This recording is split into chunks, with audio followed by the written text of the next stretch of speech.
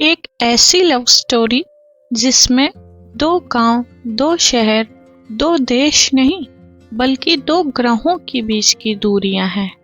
कहानी शुरू होती है एक आयरा नाम की लड़की से जो एक एस्ट्रो कम्युनिकेशन रिसर्चर है। उसका प्रोजेक्ट है डीप स्पेस हार्टवेव स्कैनर, जिससे एलियन लाइफ की इमोशनल सिग्नल्स भी डिटेक्ट हो सकते हैं। रोज की तरह वो अपना स्कैनर चेक कर रही होती है, तभी सडनली स्कैनर बीप करने लगता है। तभी आयरा कहती है, ये फ्रीक्वेंसी, ये तो ह्यूमन हार्ट जैसी है, पर ये अर्थ की नहीं।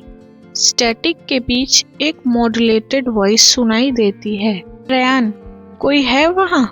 आयरा शॉक्ड हो जाती है, फिर पूछती है, तुम किसी और प्लेनेट से हो? रेयान कहता है, एक्सो 9। मैं हाफ ह्यूमन हूँ और हाफ एक्सो नेटिव हूँ, दोनों जगह होकर भी कहीं का नहीं हूँ। आयरा को ये हाफ ह्यूमन हाफ एलियन से बात करने में इंटरेस्ट आने लगा। दोनों रोज रात कनेक्शंस करने लगे। आयरा उसे मॉनसून, चाय, मुंबई के सनसेट्स के बारे में बताने लगी। रेयान भी उसे एक्सो 9 का ब्लू पिंक स्काई, वहाँ की फ्लोटिंग ट्रीज और स्ट्रेंज ग्रेविटी जोन्स के बारे में बताता है। दोनों अलग अलग दुनियाओं में थे, पर दिल एक ही फ्रीक्वेंसी पर ट्यून हो रहा था। फिर एक रात रेयान की वॉइस वीक हो जाती है। रेयान, आयरा एक्सो 9 की एयर मेरे ह्यूमन सेल्स को किल कर रही है, मेरे पास ज्यादा टाइम नहीं है। आयरा शॉक्ड हो जाती है, फिर कहती है, नहीं, मैं क्योर ढूंढ लूंगी, तुम मुझे ऐसे नहीं छोड़ सकते। रेयान सॉफ्टली कहता है, अर्थ की एयर मुझे मार देगी, मैं न यहाँ का हूँ और न वहाँ का। बात समझने की कोशिश करो आयरा। सिग्नल वीक होने लगता है। रेयान, अगर कभी आसमान में ब्लू पिंक कॉमेट दिखे तो समझ जाना मैं तुम्हें याद कर रहा हूँ। सिग्नल कट हो जाता है। आयरा वहीं रोने लगती है। कई दिनों तक आयरा सो नहीं पाई।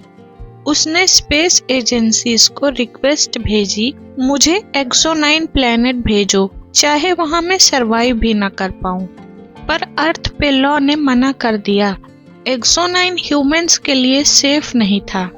उसने स्कैनर बंद नहीं किया। रोज रात वो उसी फ्रीक्वेंसी को ओपन छोड़ देती थी कि शायद एक दिन रेयान की कोई माइक्रो फ्रीक्वेंसी, कोई हार्ट बीट विस्पर वापस आ जाए।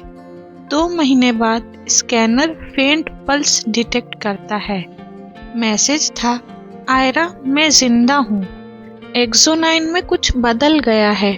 आयरा ने तुरंत अर्थ स्पेस काउंसिल को रिक्वेस्ट भेजी, मुझे मिशन अप्रूवल चाहिए, रेयान जिंदा है। काउंसिल ने मना कर दिया, आप एक सिविलियन हो, एक्सो 9 डेंजर जोन है।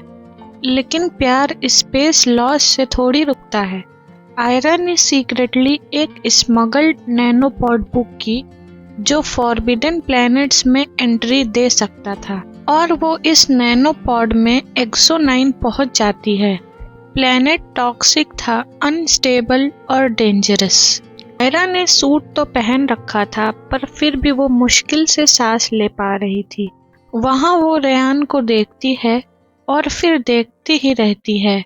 वो थोड़ा इंसान जैसा था और थोड़ा नहीं भी, और एनर्जी क्रैक्स उसकी स्किन पर ग्लो कर रहे होते हैं। आयरा रेयान से कहती है, तुम जिंदा हो, ये क्या हो गया है तुम्हारे साथ? रेयान, मुझे हार्ड कोर ने बचाया है, एक्सो 9 का एंशिएंट लिविंग एनर्जी कोर। ये आप समझ सकते हैं कि ये जैसे अर्थ का मैग्नेटिक कोर होता है, वैसे एक्सो 9 का हार्ड कोर है। उन्होंने मुझे अपने साथ मर्ज कर दिया। अचानक जमीन हिलने लगती है और आंधी शुरू हो जाती है।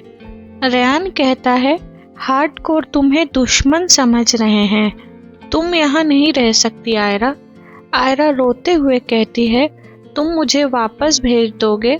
फिर से हम साथ ही मर जाएंगे पर चलेगा, पर मैं यहाँ से नहीं जाऊंगी। रेयान की आंखों में आंसू आ जाता है। आयरा, तुम्हारी जान मेरी जिम्मेदारी है। रेयान अपनी एनर्जी आयरा के सूट में डाल देता है। वो तभी बेहोश हो जाती है। डॉक्टर्स कंफ्यूज रहते हैं। आयरा एक नैनोपॉड में ऑर्बिट के पास फ्लोट होते हुए मिली। उसके हाथ में एक ग्लोइंग क्रिस्टल था जिसमें रेयान ने अपनी वॉइस को रिकॉर्ड की थी। अगर कभी इंसान बन के लौट सका तो सिर्फ तुम्हारे पास आऊंगा, अगर नहीं तो पिंक ब्लू स्काई में हमेशा तुम्हें देखूंगा। आयरा आसमान में एक कॉमेट स्ट्रीक देखती है, अंदर से टूटी हुई पर अभी भी प्यार में। अगर आप चाहते हैं कि मैं इसका पार्ट 2 बनाऊं तो कमेंट में ज़रूर लिखें और मेरे चैनल को सब्सक्राइब करें।